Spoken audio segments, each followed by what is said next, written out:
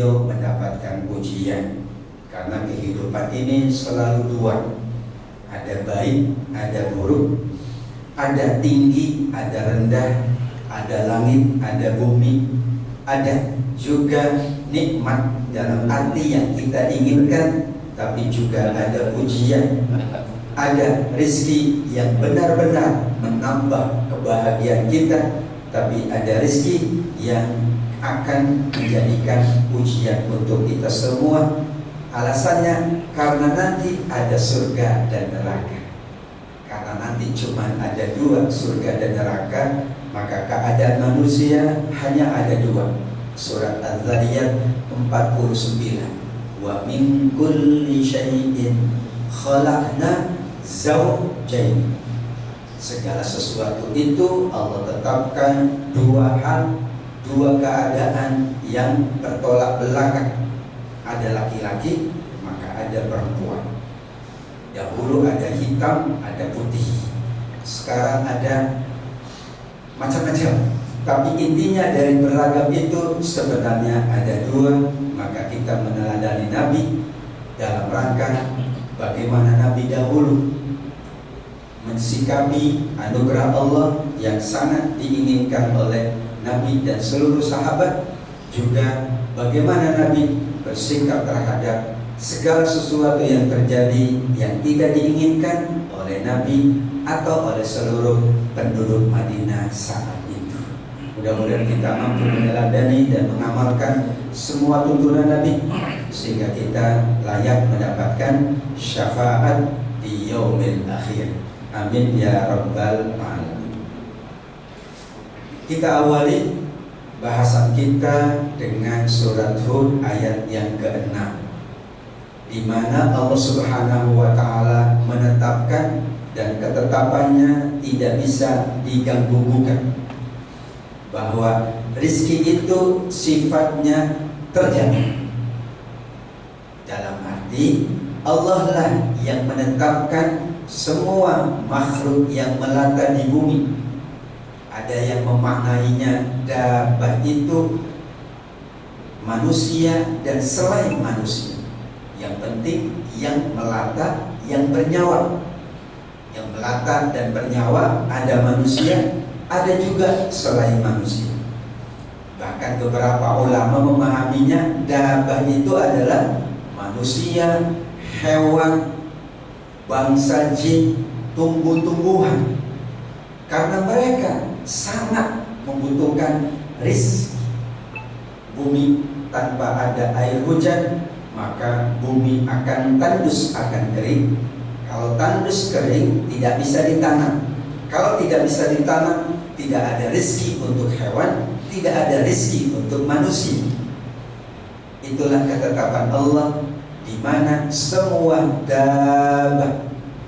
dabbah mencakup semua makhluk, hewan melata yang bernyawa tentu karena kita manusia, wabil khusus adalah manusia, yaitu Allah tetapkan rizkinya, yang juga kata rizkun adalah semua anugerah Allah yang dibutuhkan.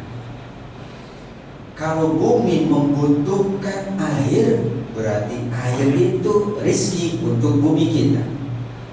Kalau kemudian pohon itu butuh tempat yang baik, maka tempat yang baik, yang kondusif itu rizki bagi pohon.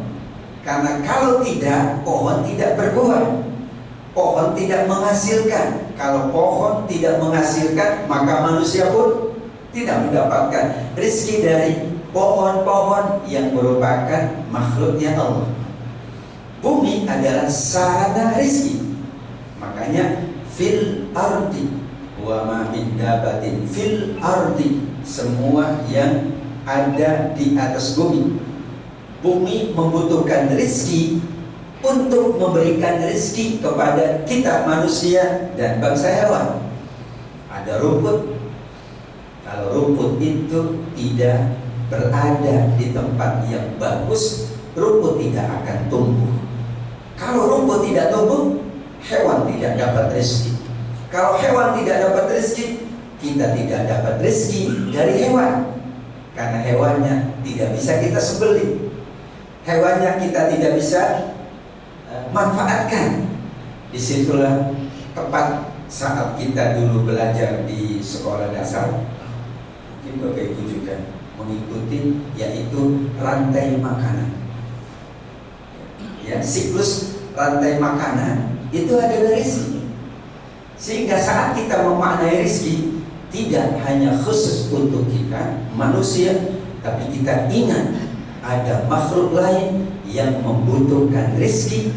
Maka kita jaga benar-benar agar kalau berdampak pada hewan, berdampak pada tumbuh-tumbuhan, berdampak pada pohon-pohonan, berdampak pada tanah itu, maka bisa jadi berdampak pula pada umat manusia. Dijelaskan di surat Hud ayat yang ke-6, konsep rezeki yang paling luas. Kita rujuk ayat-ayat Al-Quran, semuanya rezeki itu dengan bentuk tunggal, rizqun. Kalau bentuk jamaknya kan arzakun. Rizqun satu, rizqoni dua, musanna. Kemudian arzakun jamak banyak. Tapi Al-Quran tidak pernah membahasakan arzakun, selalu rizqun. Di sini rizqun di surat Al-Baqarah 22. Wa anzala minas sama'i ma'an fa akhraja bihi minats thamarati rizqan.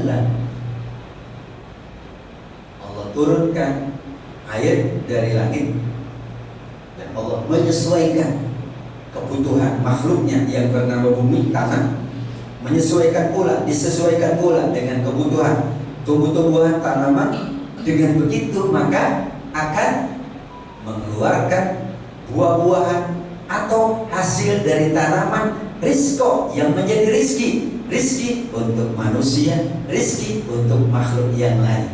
Karena ada tumbuh-tumbuhan yang memang layak dikonsumsi oleh manusia, tapi ada tumbuh-tumbuhan atau buah-buahan yang tidak layak dikonsumsi oleh manusia, berarti layak dikonsumsi oleh makhluk Allah yang lain. Maka kenapa dengan mufrad? Kenapa dengan bentuk tunggal? Menunjukkan semua makhluk bergantung pada rezeki itu. Hujan, semua bergantung. Bumi bergantung. Tumbuh-tumbuhan sangat bergantung. Manusia sangat bergantung. Seluruh makhluk bergantung. Maka disebut dengan bentuk tunggal. Ketika ada sesuatu yang akan merusak sistem atau siklus itu, maka akan terdampak rezekinya bukan hanya untuk satu makhluk, tapi untuk semua makhluknya Allah. Dasarnya konsepsi rezeki. Maka kata rezeki dengan mufrad itu dibagi oleh para ulama. Ingat, ada rezeki untuk manusia, tapi jangan lupa ada rezeki untuk selain manusia. Ada rezeki yang sifatnya materi, ada rezeki yang sifatnya non materi, dan yang paling agung pembagiannya ada rezeki dunia, ada rezeki akhir. Berarti saat kita mendapatkan ujian rezeki di dunia, itu berarti rezekinya Allah alihkan ke dalam kehidupan akhir. Atau saat Allah kurangi rezeki di dunia, berarti Allah akan lengkapkan rezekinya di surga. Surat Al-Baqarah 25. Kullama ruziku minha min thamaratir rizqa qalu hadzal ladzi ruzikna min qablu wa utubihi mutasyabiha. Ayatnya sampai ada 3 kata rezeki. Setiap mereka dianugerahkan rezeki oleh Allah dari buah-buahan di dalam surga, berarti penghuni surga, mereka mengatakan inilah yang pernah direzekikan kepada kami dahulu, yaitu di dunia. Berarti ada pembagian, dan Allah pemilik rezeki, Allah bagi. Haknya Allah untuk membagi. ada bagian rezekinya untuk kehidupan dunia, jangan lupa ada bagian rezeki untuk kehidupan di surga. Kalau tidak ada konsepsi ini, maka manusia melulu rezeki itu dunia. Sehingga kata Nabi apa? Kalau anak cucu Adam dikasih 2 gunung emas, akan minta 3 gunung emas. Udah dapat pengen 3 gunung emas, maka di stop oleh Nabi. Tidak begitu. Kalau di dunia sudah dapat rezeki yang memadai, maka jangan lupa kita mencari rezeki untuk kebahagiaan akhirat. Bapak Ibu yang ahli ekonomi, bahwa katanya, saya bukan bidangnya, tapi saya pernah mendapatkan kajian. Kalau untuk dunia itu cukup basisnya needs, kebutuhan, maka tidak akan ngoyo, karena basisnya kebutuhan, needs katanya. Maka tidak akan ngoyo, tidak akan merusak, tidak akan menghalalkan segalanya, karena basisnya adalah needs. Kalau kita cuma butuh makan 1 piring, nah itu needs. Ya udah, sesuai kebutuhan aja, sesuai dengan kecukupan kita. Karena disiapkan 50 piring, nggak mungkin, karena bertentangan dengan teori kebutuhan. Memang butuhnya segitu. Tapi kalau surga, akhirat itu Allah ganti teorinya adalah wants, keseleraan, kesenangan dan kebahagiaan. Maka dari segi surga itu pasti lebih banyak, karena basisnya kesenangan, basisnya kebahagiaan, keseleraan. Jadi kalau di surga itu mau makan 500 piring silakan, karena soal selera, soal suka, soal senang. Tapi di dunia, maaf, kita dibatasi dan nggak sehat kalau kita makan sampai berlebihan. Kulu washrabu wala tusrifu, makan minum jangan berlebihan. Kalau di surga, kulu washrabu hani'an, bebas, karena basisnya bukan needs. Kenapa basisnya needs di dunia? Karena ada ketidakmampuan manusia. Kalau di surga, kenapa basisnya wants? Karena Allah berikan kemampuan yang luar biasa. Beberapa riwayat menyebutkan di surga itu berapa bidadari yang disiapkan, berapa makanan yang disiapkan, nggak dibatasi. Kenapa? Karena wants. Nah, dunia ini kalau basisnya wants, bahaya itu ya. Orang mencuri karena wants, gitu ya. Orang melakukan, maaf ya, merusak alam karena wants. Tapi kalau basisnya needs, sesuai kebutuhan, ketika sudah mencukupi, ya Allah, alhamdulillah, aku bersyukur sudah mencukupi. Aku khawatir kalau aku paksakan, ada hewan yang terdampak, ada tumbuh-tumbuhan yang terdampak, ada bumi yang terdampak. Maka kalau itu terdampak, pengaruh juga sama hamba ya Allah. Karena siklus atau sistem atau ekosistem kehidupan ini memang begitu, saling berdampak.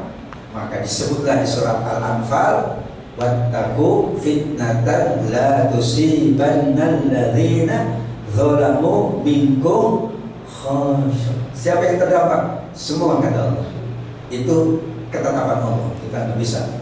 Aku kan enggak membuang sampah sembarangan, aku nggak akan kena banjir. Kena juga, karena sistemnya Allah, ketetapan Allah, sunnatullah itu, manakala terjadi musibah dan bencana, Allah tidak melihat orangnya, tapi melihat pekerjaan dan perbuatan yang mengundang bencana tersebut.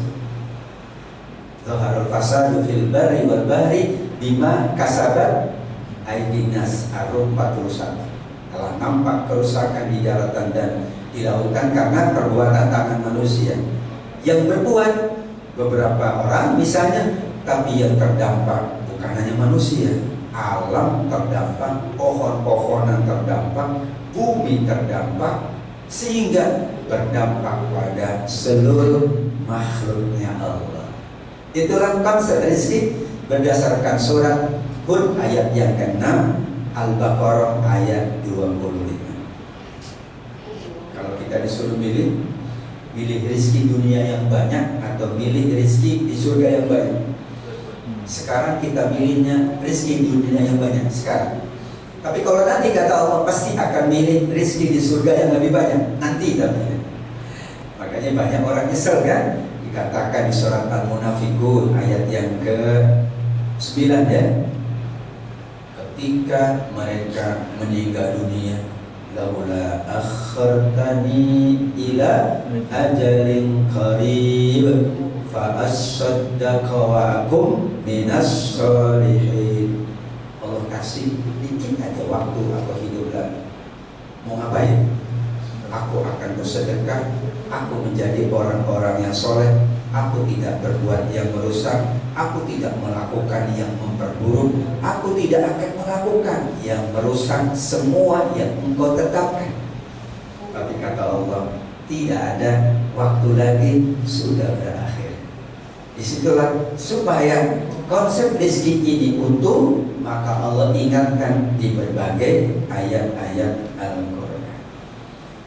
Kalau kita rujuk hadisnya, di mana ada ketetapan Allah untuk setiap manusia ketika berada di alam rahim, urutannya bikatbi rizki, dan urutan hadis itu mukjizat. Kalau urutan bahasa saya ya standar, urutan bahasa siapapun standar. Memang ada yang susunannya bagus, urutannya bagus, tapi tetap standar. Tapi kalau Al-Quran, kalau hadis yang kita yakini mukjizat, maka susunannya, urutannya, pemilihan katanya, bahasa sekarang diksinya itu kasih luar biasa. Nabi mengawali dengan ketetapan itu rezeki.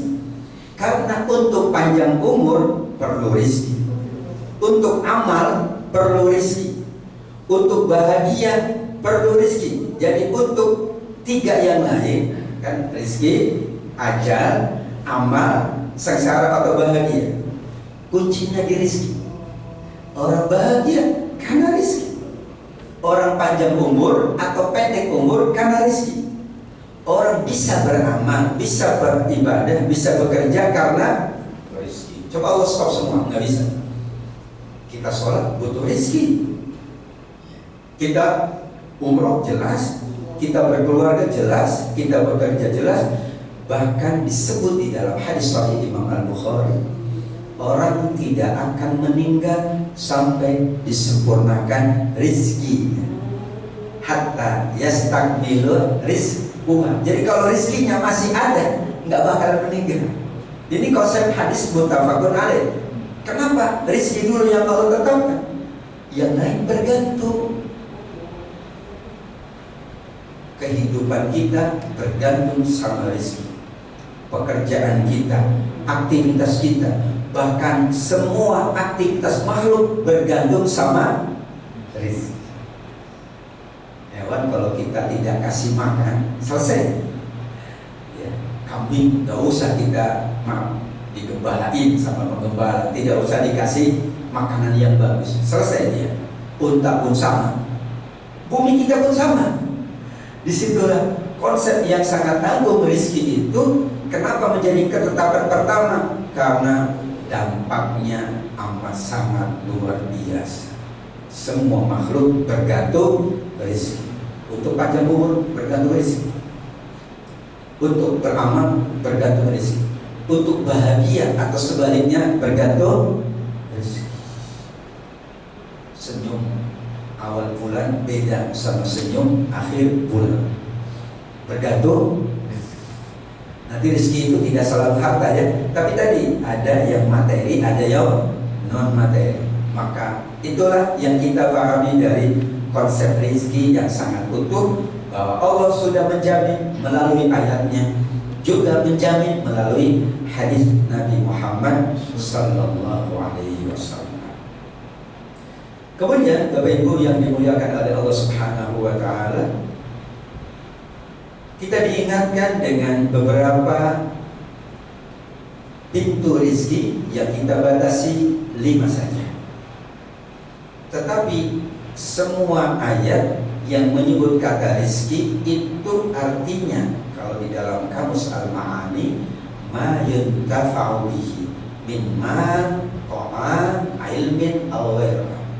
Jadi rizki itu jika kita temukan di ayat-ayat Al-Quran yang jumlahnya 105 ayat atau 105 kata rizki di dalam Al-Quran, semuanya bentuk tunggal atau mufrad singular, maka yang kita pahami adalah lengkap, yang dapat dimanfaatkan, harta, makanan, ilmu, keadaan, kenyamanan, ketenangan, kesehatan, seluruhnya masuk dalam kategori rezeki.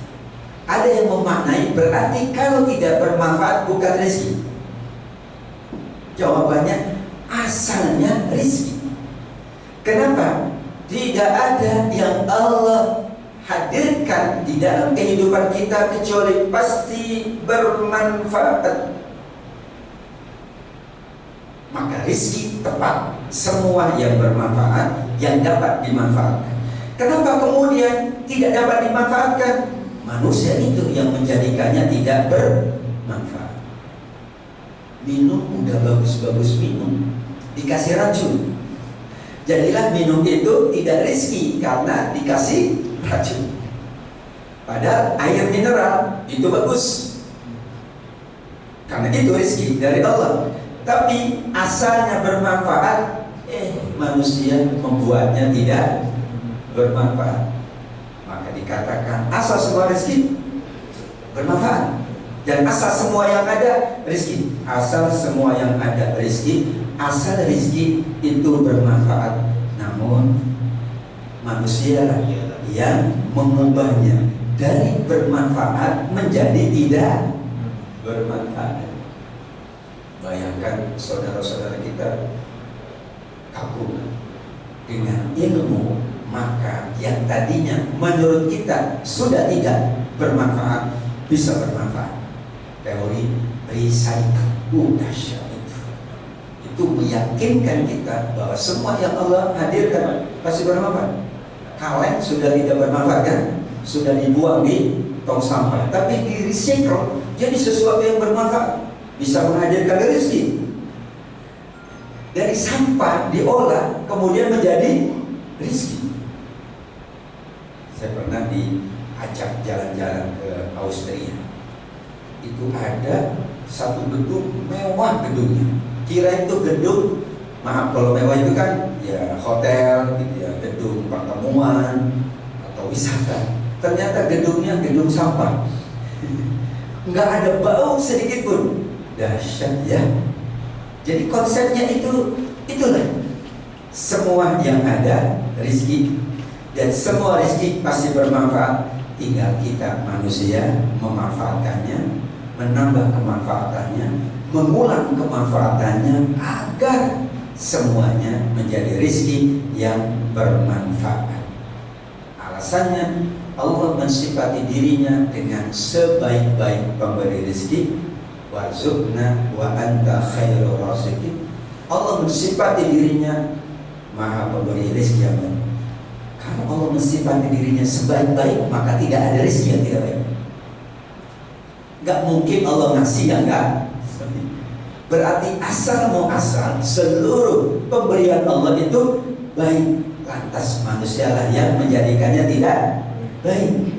Ar-Rum 41 tadi, Zuharul Fasad. Awalnya rezeki, tapi jadi fasad, jadi kerusakan. Awalnya bagus itu bumi, tapi kemudian jadi rusak, tidak layak untuk ditanami tanaman atau tumbuh-tumbuhan. Jadilah itu disebut kontrak dari rezeki yang bermanfaat. Padahal asal usulnya rezeki itu baik. Kenapa? Allah mensifati dirinya sebagai khairur, dan kita sangat yakin. Karena kalau nggak yakin dengan sifatnya Allah, berarti iman kita nggak bagus. Kata Allah, aku pemberi rezeki yang baik. Berarti semua yang aku berikan baik. tinggal manusia. Nanti ada tugas manusia menjaga rezeki agar tetap baik, tetap bermanfaat, tidak malas baik. Sebaliknya dari thayyib menjadi fasad. Atau yang kedua, Allah itu maha kaya, maka mensifati dirinya Ar-Razzaq. Ar-Razzaq itu pemberi rezeki yang banyak. Bayangkan semua makhluk bergantung sama Allah. Berarti kan semuanya dapat. Kalau semuanya dapat kan berarti amat sangat banyak. Karena jumlah makhluk itu amat sangat banyak, dan kita tidak dapat menghitungnya. Kita bisa menghitung jumlah manusia? Tidak bisa. Kita bisa menghitung jumlah hewan? Enggak bisa. Apalagi hewan yang di lautan. Kita bisa menghitung jumlah makhluk yang lain? Enggak bisa juga.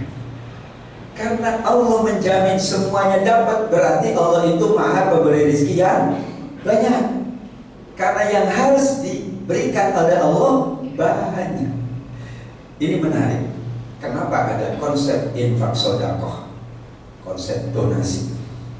Karena semakin kita banyak memberi kepada orang, maka semakin kita banyak diberi oleh Allah. Demikian juga Allah maha pemberi rezeki yang banyak. Ada pertimbangan-pertimbangan, yaitu bagaimana orangnya. Kalau orangnya baik, suka membantu, maka Allah akan berikan yang banyak. Sehingga disitulah nanti kita pahami ada 5 pintu. Yang pertama, pintunya usaha, ikhtiar, bekerja dengan atau sesuai dengan sunnatullah. Kata guru saya, kalau anakmu mau berprofesi sebagai dokter, maka bekerja menuntut ilmunya yang sesuai. Kalau ingin mendapatkan harta, bekerjanya yang sesuai dengan harta. Kalau ingin mendapatkan ilmu, bekerjanya, berusahanya sesuai dengan ilmu. Karenanya dalam doa, kalau yang kita minta harta atau rezeki, kita bacanya wallahu khairul. Kalau minta ilmu, kita baca sifat Allah, Al-Alim, innaka anta alam al-hakim. Kalau kita minta apapun, kita sesuaikan dengan sifat Allah itu, sehingga usaha kita itu sesuai dengan sunnatullah. Tapi ternyata ada juga ya, bukan jebolan fakultas ekonomi, tapi bisnisnya lancar. Itu berarti pintu kedua, pintu takwa. Tapi pintu utamanya memang bekerja. Pintu utamanya berikhtiar. Semua nabi bekerja, semua manusia bekerja, bahkan hewan pun bekerja. Enggak ada hewan yang diam di tempat. Meskipun dijamin rezekinya oleh Allah, ternyata hewan tidak diam di tempat. Kalau kita bahas burung, kata Rasul, terbang dalam keadaan kosong perutnya, pulang dalam keadaan berisi perut. Burung aja bekerja, semut bekerja, jalan dia nggak diem, ya. Bahkan ya, rapi bekerjanya itu ya, gitu. Ada makhluk yang tidak bekerja? Nggak ada. Bumi itu bekerja, yaitu bergerak karena tidak diam. Gunung aja bergerak, matahari bergerak.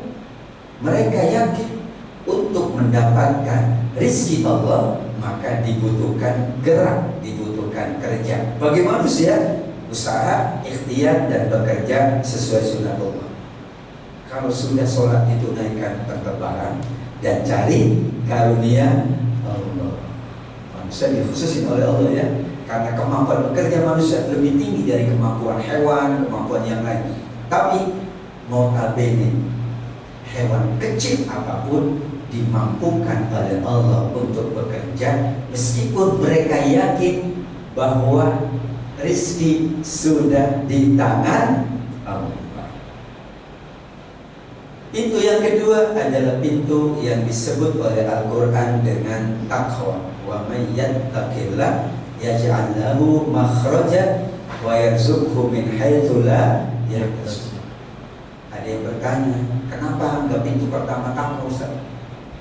Mohon maaf, orang bertakwa tidak semuanya, tapi orang bekerja semuanya. Orang beribadah tidak semuanya, tapi orang bekerja semuanya. Dan bekerja tidak harus dipahami harus maaf bekerja di tempat tertentu. Orang keluar rumah bekerja, bahkan yang di rumah juga bekerja. Banyak ibu-ibu yang bekerja di rumah, bekerja juga, nggak ada yang diam. Sehingga karena semua makhluk hewan, ya burung terbang nyari kan, ayam juga nyari, bebek juga nyari, unta itu nyari. Bahkan kita kaget ya, unta di padang pasir itu yang dicari apa? Saya lihat nggak ada tumbuhan yang hijau. Jadi yang dimakannya ilalang itu Pak, tapi bisa. Ya karena Allah jamin bahwa Anda, wahai unta, yang penting Anda keluar, Anda cari, aku siapkan. Ternyata benar, sunnatullah itu yang paling tinggi. Barulah kita perkuat dengan takwa. Karena apa? Kita bekerja pun ada batasnya, kita berusaha pun ada batasnya. Gak ada yang bisa kerja 24 jam, gak mungkin. Gak ada. Hewan pun ada istirahatnya. Demikian juga manusia. Maka setelah pintu yang pertama kita usahakan, jangan lupa pintu kedua yaitu takwa. Sholat itu pintu takwa, berinfak bersedekah pintu takwa. Yakinlah itu. Maka tidak ada orang yang banyak berinfak bersedekah kemudian tiba-tiba ia tidak mendapatkan rezeki Allah, malah ia akan ditambah sesuai dengan hadis Imam Bukhari dan Muslim setiap pagi. Karena setiap pagi orang bekerja, atau setiap pagi semua memulai aktivitas. Maka ternyata doanya di pagi hari dua malaikat. Yang pertama untuk yang bertakwa, kasih ganti yang dengan lebih baik, yaitu takwanya melalui infak. Yang tidak bertakwa, tidak berinfak, malaikat doanya berikan kebinasaan. Karena tiap pagi orang akan mulai beraktivitas. Untuk itu ada takwa kita di awal pagi, sholat subuh. Ada takwa kita berzikir dulu, baru kemudian bekerja. Apakah cukup? Tidak. Allah siapkan yang ketiga dan keempat adalah pintu rezekinya menikah dan berkeluarga. Ini pintunya untuk tambahan. Tetapi bagi yang belum berkeluarga, belum menikah, ternyata dijamin oleh Allah, iyakunu fuqara yughnihimullahu min fadli. Kalau mereka yang menikah itu miskin, akan kami mampukan dengan karunia-Nya, karunia Allah. Kemudian yang kedua, kenapa berkeluarga juga pintu rezeki? Karena hikmah pernikahan itu adalah wabtaghu ma kataballahu lakum. Cari, berharaplah, minta sama Allah yang Allah tetapkan untukmu dalam pernikahan. Yaitu menurut sahabat Ibnu Abbas yang dikutip oleh Imam Ibnu Katsir, yang dimaksud adalah anak keturunan. Sehingga orang menikah itu tujuan yang digariskan oleh Al-Quran dan Al-Hadis adalah berketurunan, berkeluarga. Kenapa? Semakin banyak keturunan, semakin banyak keluarga, semakin banyak tanggung jawabnya, semakin besar Allah kasih rezeki. Suami bekerja untuk diri sendiri, orang bekerja untuk diri sendiri, satu, pintu rezekinya satu. Orang bekerja di rumahnya ada istrinya, ada anaknya, mungkin ada mertuanya, mungkin ada orang tuanya yang sepuh yang sudah tidak bisa bekerja, mungkin ada keponakannya, mungkin ada saudaranya. Maka ketika bekerja, Allah siapkan untukmu satu, untuk istrimu, untuk anakmu, untuk orang tuamu, untuk saudaramu, untuk mertuamu, untuk keponakanmu, untuk anak-anak yatimmu yang kamu asuh. Allah siapkan itu. Karena itu janji Allah. Dahsyat ya. Artinya kita memaknai rezeki kembali sejak awal bukan untuk kita, bahkan bukan untuk manusia. Kalaupun untuk kita, bukan semata-mata untuk kita. Ada ada orang lain yang bergantung dalam tanda kutip kepada kita. Ayam saja dia siapkan ketika bekerja pulang itu untuk anak-anaknya. Ketika ayam sendiri, ya udah untuk diri sendiri. Tapi tidak berarti, saya sudah nikah nih, tenang aja. Kalau gitu, Allah kan udah siapin untuk anak dan istri saya. Lantas diam, enggak. Kita baca surat Ar-Rum 21. Kalau orang itu menikah dan berkeluarga, inna fi dzalika laayatil liqaumin yatafakkarun. Dia akan upgrade kemampuannya. Dia akan hanya berpikir, kenapa saya punya tanggung jawab lebih daripada ketika saya bujang. Ketika saya bujang, makan gak makan, orang gak peduli, itu urusan saya. Tapi saat saya sudah berkeluarga dan menikah, berkeluarga, punya anak, punya staf, punya pekerja, yang dipikirkan oleh dirinya la ayatin liqaumin yatafakkarun, gimana saya memenuhi kebutuhan saya, keluarga saya, dan seluruh anggota keluarga saya. Matematikanya begitu, matematika rizki. Makanya orang yang nanam pohon, kata Nabi, nanam pohon, pohonnya berbuah, dimakan oleh hewan, dimakan oleh penanamnya, dimakan oleh orang lain, bahkan dimakan oleh pencuri. Jadi sodako untuk yang nanam. Berarti Allah Maha tahu ini tanaman ini bukan hanya untuk yang nanam. Bahkan di dalam hadis, kalau ada tanaman, ya, tanaman tetangga sebelah, kemudian cabangnya itu merunduk ke rumah kita, itu buahnya hak yang punya rumah tersebut. Karena konsep rezekinya begitu, bukan untuk penanam aja. Ingat ya, yang nanam bukan untukmu saja. Tuh ada tetanggamu, tuh ada orang lain, tuh ada mangga muda, ada yang ngidam. Dahsyat sekali rezeki itu kalau dipahami dengan baik. Karena semuanya bergantung. Berarti saat kita ingin mendapatkan rezeki, kita perhatikan juga, bumi bergantung sama air. Airnya kelebihan, berat bumi. Maka bumi bergantung sama pohon-pohonan, sama hutan. Enggak ada hutan, bumi juga bingung naruh airnya di mana. Wah, hutannya bagus, bumi senang, hutan senang. Akhirnya kehidupan manusia pun senang. Akhirnya pohon yang senang itu akan menghasilkan buah-buahan yang bagus.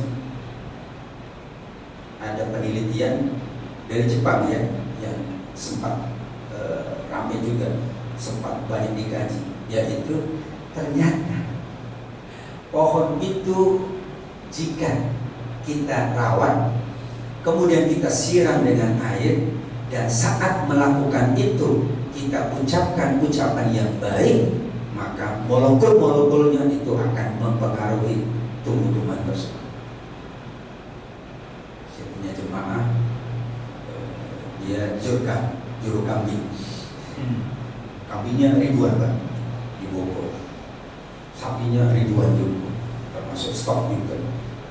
Dia caranya memahami rezeki begini. Kenapa dia katakan kambingnya itu bagus, sehat? Karena aku yakin rezekinya kambing ada dari Allah. Setiap kali kambing itu makan, dia datang dan minta, kambing kamu makan yang baik ya, ingat ini rezeki dari Allah. Padahal kambing nggak bisa memahami itu. Tapi jangan lupa surat Al-Isra 44, semuanya bertasbih kepada Allah. Ternyata hasilnya bagus. Kalau sakit kambingnya, didoain nama dia, sabar ya kambing, karena ya namanya ujian dari Allah. Dia katakan, ya aku minta kambing sabar ya, tapi nih makan yang bagus. Kamu sekarang istirahat aja, jangan bekerja dulu. Kamu duduk manis dia, gitu.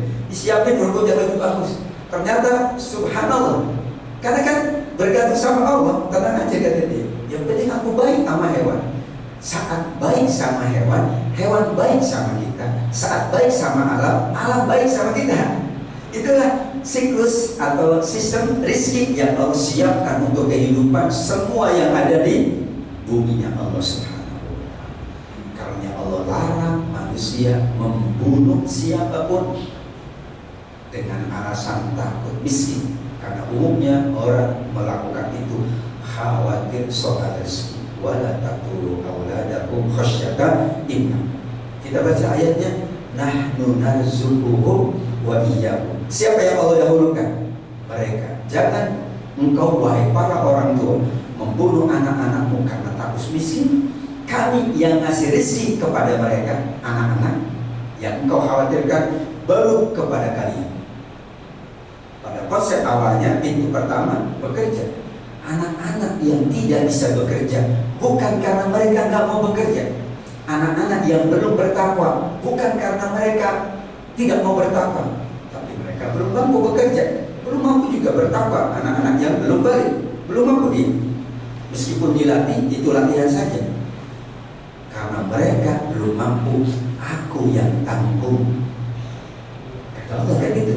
Sedangkan orang tua udah mampu bekerja, bertakwa, menikah, berkeluarga, kan udah mampu. Maka awal ayatnya nahnu narzuquhum wa iyyakum. Nahnu narzuquhum, kami rizkikan kepada mereka, anak-anak, wa iyyakum, dan kepada kalian wahai orang tua. Disitulah Allah menjaminnya malah untuk anak-anak. Karena orang tuanya dia takut. Ya udah, kalian takut berarti kalian gak mau, aku yang jamin. Karena anakmu adalah hamba yang Allah ciptakan pula. Disitulah konsep pintu rezeki melalui pernikahan, melalui berkeluarga, melalui bermasyarakat, bersosial. Jadi dampaknya memang kalau manusia tidak meyakini rezeki yang ada bukan hanya untuk dirinya, itu bahaya. Tapi dia tahu, ini kalau aku berbuat ini pohon masalah. Kalau pohon masalah, ini bumi masalah. Bumi masalah terus gitu ya, dilacak. Subhanallah.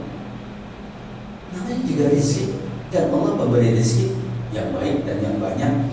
Dan terakhir ada pintu yang khusus, yaitu bernama pintu ibadah harta.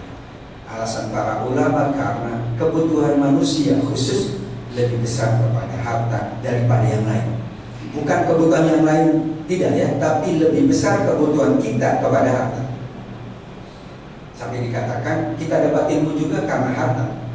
Menuntut ilmu membutuhkan harta. Anak kita soleh dan soleh membutuhkan harta. Kita bisa sholat membutuhkan harta meskipun kecil, tapi sholat pasti. Karena wajib ada baju yang menutup aurat, dan baju adalah harta. Orang mau berinfak bersedekah, ya jelas harta. Meskipun sedekah boleh dengan senyum, tapi kan nilainya beda. Karena kebutuhan manusia sekarang lebih besar kepada harta, maka pintu ibadah harta adalah pintu untuk Allah bukakan juga rezeki yang bernama harta. Siapa yang ngasih pinjaman kepada Allah, pinjaman yang baik, Allah lipat gandakan pembayarannya. Jadi kalau yang dipinjamkannya benda, ya Allah ganti dengan benda yang lebih baik. Kalau yang dipinjamkannya harta, berarti Allah akan ganti harta yang lebih baik. Mana sedekah nikmat tidak akan pernah berkurang harta, karena sedekah atau sedekah tidak akan mengurangi harta. Pemahamannya adalah harta salah satu rezeki yang sangat dibutuhkan oleh seluruh manusia. Kalau makhluk yang lain kebutuhan. Tadi kan sudah dibahas rezeki untuk makhluk yang lain, untuk manusia. Untuk manusia lebih butuh harta. Apalagi anak-anak kita di era media sosial itu butuhnya kuota katanya. Dan kuota harta, kuota itu harta, nggak ada kuota nggak pakai harta ya. Makan pakai harta, sholat pakai harta, anak soleh pakai harta, kita bekerja juga pakai harta. Nggak ada. Makanya kenapa pintu terakhir, pintu kelima itu ibadah harta. Qardun hasan itu adalah bahasa Al-Quran yang diterjemahkan padanya adalah zakat, infak, sedekah, wakaf, donasi, semuanya. Asalnya kan memberi sama Allah, tapi Allah kan nggak butuh. Tapi Allah hanya ingin menguji, mana katanya engkau yakin rezeki dari aku, kok nggak pernah engkau balikan kepadaku. Sekarang aku membutuhkan, dalam tanda kutip, yaitu ada makhluk-makhluk yang lain yang membutuhkanmu. Maka engkau berikan kepadaku, nanti aku akan berikan ulangan lebih besar. Kenapa? Karena yang engkau beri banyak. Kalau yang engkau beri sedikit, ulangannya dikit. Yang engkau beri dan orang bergantung kepada kepadamu banyak, maka yang diberi banyak. Ini konsep yang luar biasa. Jadi dalam tanda kutip, apa yang terjadi sekarang ini adalah bagaimana memaknai konsep rezeki secara utuh berdasarkan ayat-ayat Quran dan hadis Rasul. Dan semua rezeki itu baik, namun manusia yang menjadikannya tetap baik, menambah kebaikannya, atau malah menjadikannya tidak baik dengan membuat hal-hal yang merusak seluruh yang Allah siapkan untuk kebaikan umat manusia. Seandainya kita sudah berbuat baik, tetap juga terjadi musibah dan bencana, berarti Allah alokasikan rezekinya di surga. Karena yang dihitung oleh Allah adalah amal, bukan rezeki. Tapi amal untuk dapat rezeki, amal untuk memanfaatkan rezeki. Jadi yang dihitung nanti pahala bukan rezekinya, tapi amal terhadap rezeki. Amal terhadap rezeki yang bagus, pahala besar. Amal terhadap rezeki yang enggak bagus, maka dosa. Semua nanti diakumulasi menjadi rezeki di dalam surga Allah Subhanahu wa Ta'ala. Jadi rezeki itu media saja, sarana saja, namun sangat besar dampaknya kepada kehidupan seluruhnya, bukan hanya manusia. Bahkan wallahu ada riwayat tapi belum dipastikan kebenarannya. Bangsa jin aja bergantung dengan bagaimana manusia mengelola rezeki. Maaf, jika ada tanah kosong yang belum dihuni, berarti penghuninya makhluk halus. Kalau kita ganggu, dia pun akan terganggu. Ya kan gitu. Karena asalnya memang tempat ada makhluk hutan. Memang tempatnya di hutan. Ketika kemudian berganti dari hutan menjadi yang lain, maka makhluk itu akan terganggu. Kalau terganggu, kita pun terganggu. Dan semuanya saling memberikan dampak baik maupun dampak buruk. Tapi yang Allah khususkan, manusialah yang disebut sebagai pengelola. Ya udah. Jadi hewan tergantung manusia, gimana mengelola? Bumi tergantung manusia. Kemudian pohon-pohonan tergantung manusia.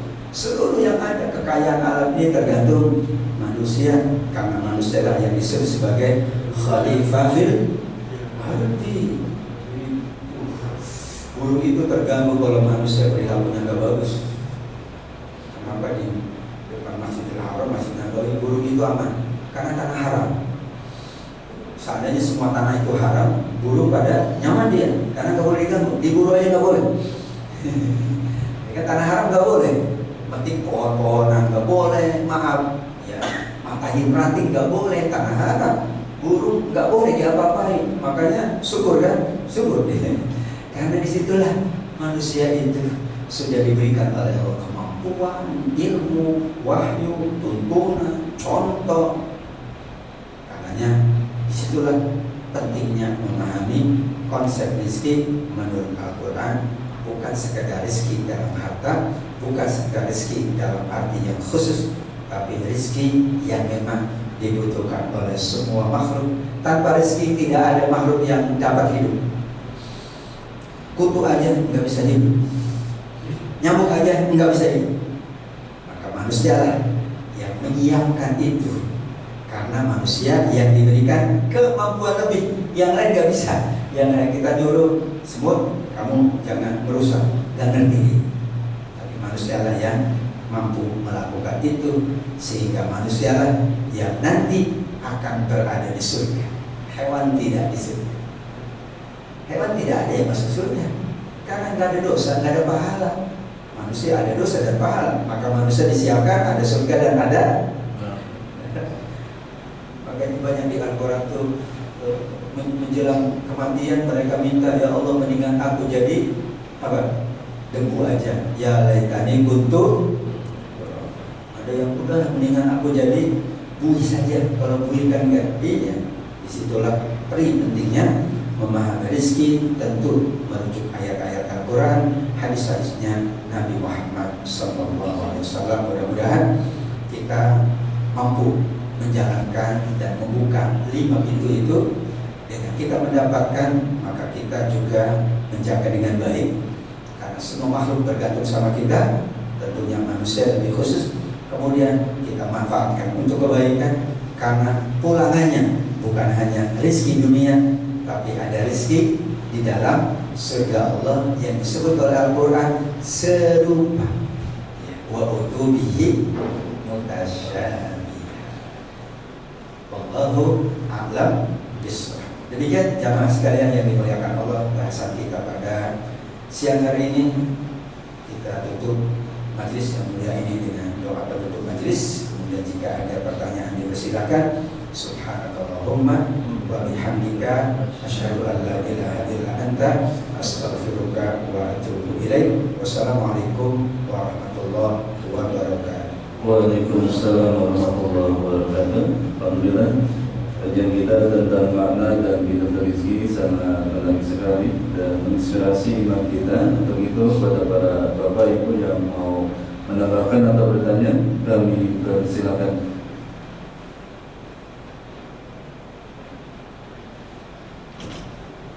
Silakan Bapak. Terkait rezeki ini ada beberapa materi yang mengatakan bahwa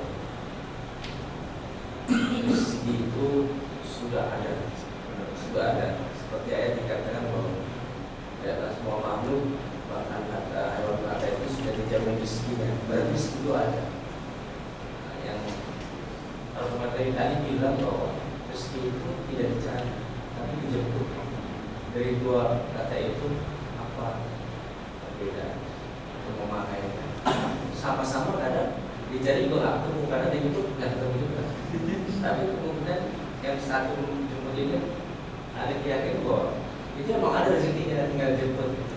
Itu dari kedua perbedaan itu gimana cara atau mana yang lebih motivasi untuk menggapai rezeki?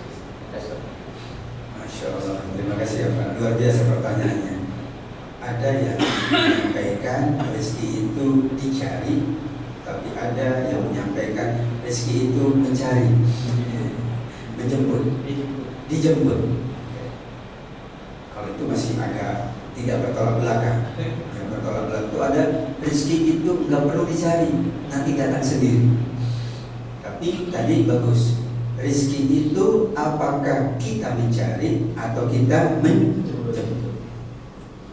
Yang pertama, tetap kita yakin rezeki itu hak prerogatif Allah, baik kita mendapatkannya maupun cara-cara mendapatkannya. Jadi kalau orang mencari, tetap mencarinya itu adalah ketetapan Allah. Kalau rezeki itu kita jemput, tetap menjemputnya adalah wa ma min dabbatin fil ardi illa 'ala Allahi rizquha, atau sesuai hadis bikadri rezeki. Karenanya kata kunci dari dua hal itu, mencari atau menjemput, mencari atau dicari, adalah pintu apa yang sesuai untuk kita. Kitalah yang lebih tahu. Tapi Allah membuka pintu tadi minimal 5. Mohon maaf, ada saudara-saudara kita yang tidak bisa bekerja karena uzur, karena usia, maaf, karena mungkin fisiknya yang tidak bisa bekerja. Dia tidak bisa bekerja, dia harus berada di rumah sakit, dia harus berada di pembaringannya. Apakah dia ditutup pintu rezekinya? Tidak, kan ada takwa, kan ada doa, kan ada keluarganya, ya kan? Kan ada saudara-saudaranya. Kecuali saudara dan keluarganya nggak mau tanggung jawab. Atau orang udah bekerja mencari nggak dapat juga. Oh, berarti pintunya itu adalah menjemput, bukan mencari. Tetapi tidak boleh orang hanya mengandalkan satu. Saya mampu jemputan aja, itu salah. Karena kita tidak tahu apakah rezekinya melalui jemputan atau melalui usaha. Yang penting kita usaha saja. Dapat tidak dapat berpahala orang bekerja itu. Dapat tidak dapat berpahala. Karena bekerja bukan semata-mata untuk dapat rezeki, tapi bekerja adalah salah satu pintu rezeki. Dan Allah siapkan pahala bagi orang yang bekerja. Bukankah Rasul mengatakan, Siapa yang petang harinya penat karena bekerja, dosanya diampuni.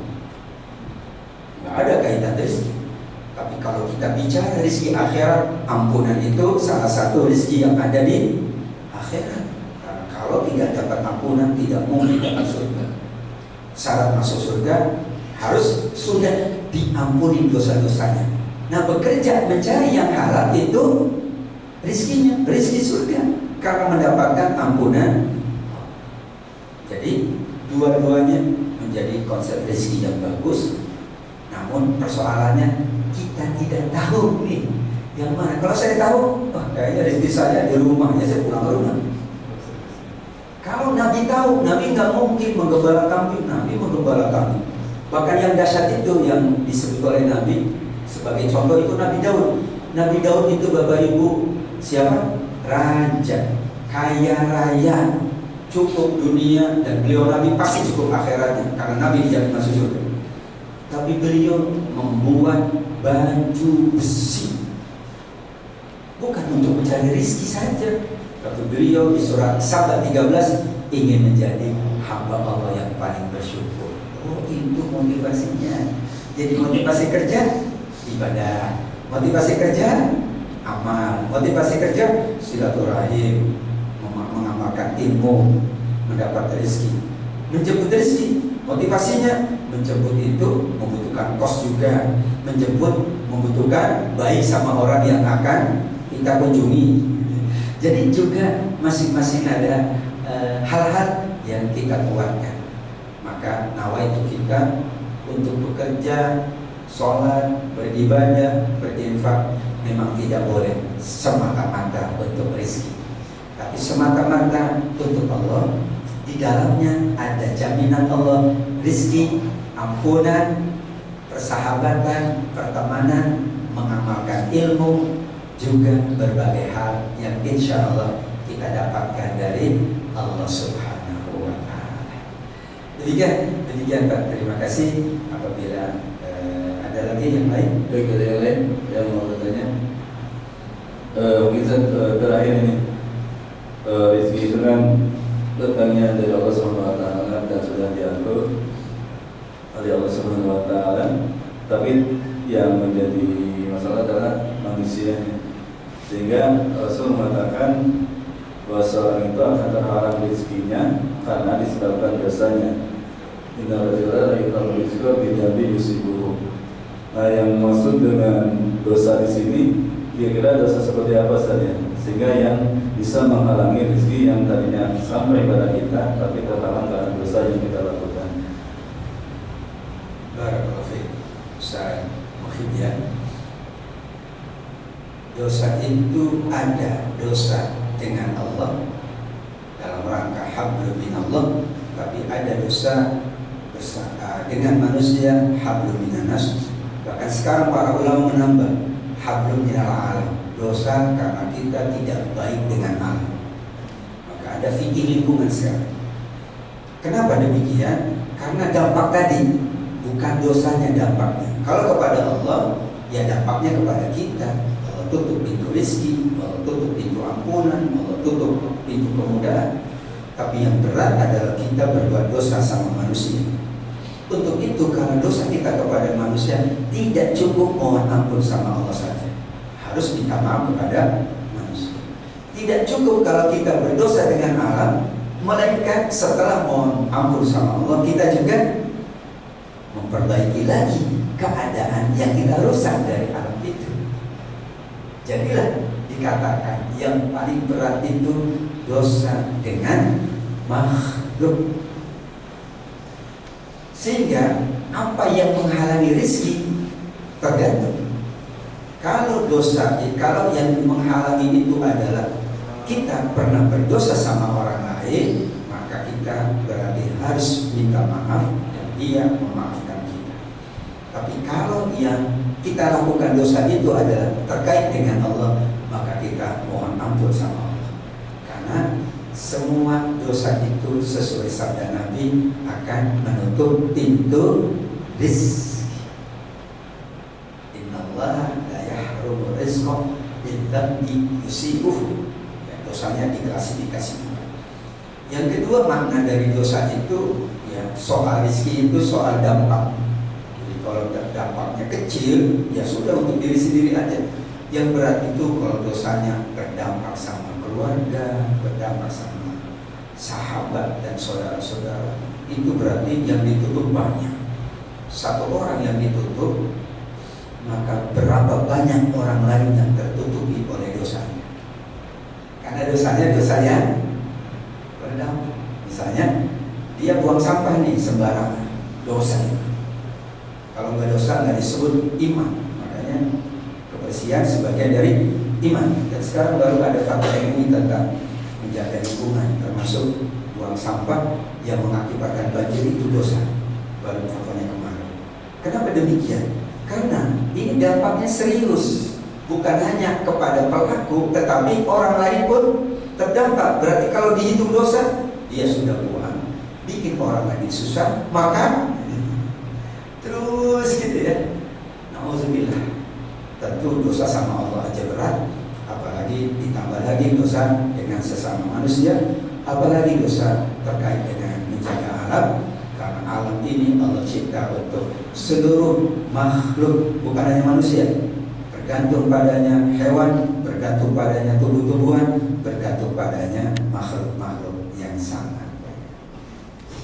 Demikian insyaallah, wallahu a'lam bishawab. Jazakumullah khair atas kebersamaannya kepada seluruh pengurus Masjid Al-Ikhlas, juga jamaah sekalian yang membersamai majelis yang mulia ini. Sekali lagi, walafumikum, sampai ketemu di lain kesempatan. Wassalamualaikum warahmatullahi wabarakatuh. Waalaikumsalam warahmatullahi wabarakatuh. Baik, terima kasih. Dan untuk materi kajiannya jemaah bisa lihat di grup jemaah Al-Ikhlas. Terima kasih. Assalamualaikum warahmatullahi wabarakatuh.